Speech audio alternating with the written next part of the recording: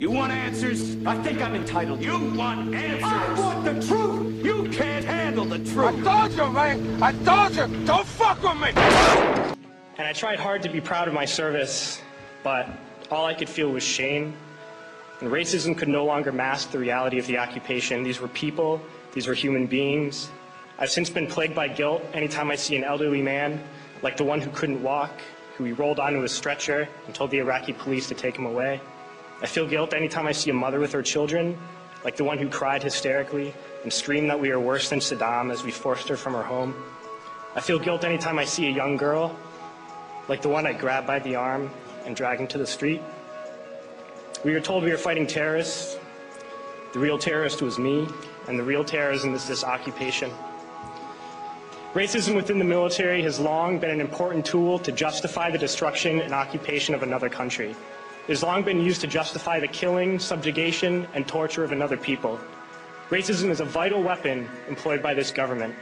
It is a more important weapon than a rifle, a tank, a bomber, or a battleship. It is more destructive than an artillery shell, or a bunker buster, or a Tomahawk missile. While all those weapons are created and owned by this government, they are harmless without people willing to use them. Those who send us to war do not have to pull a trigger or lob a mortar round. They do not have to fight the war, they merely have to sell the war. They need a public who is willing to send their soldiers into harm's way. They need soldiers who are willing to kill and be killed without question.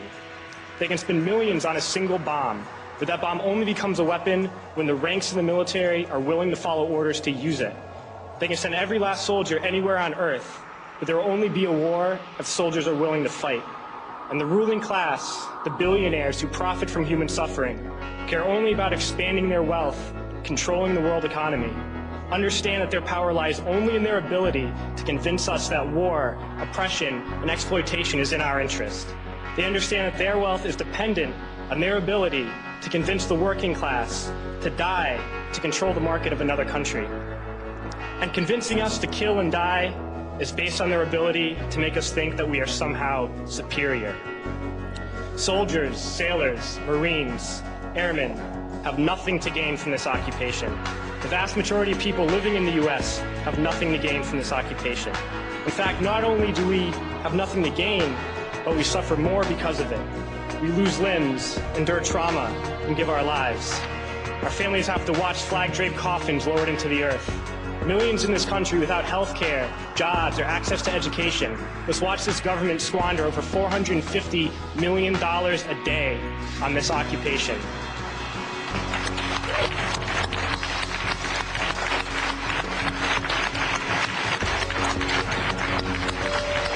Poor and working people in this country are sent to kill poor and working people in another country to make the rich richer.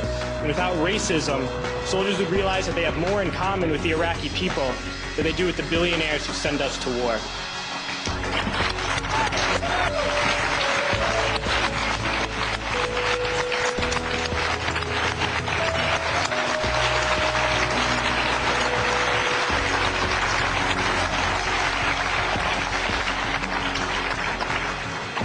I threw families onto the street in Iraq, only to come home and find families thrown onto the street in this country, in this tragic and unnecessary foreclosure crisis.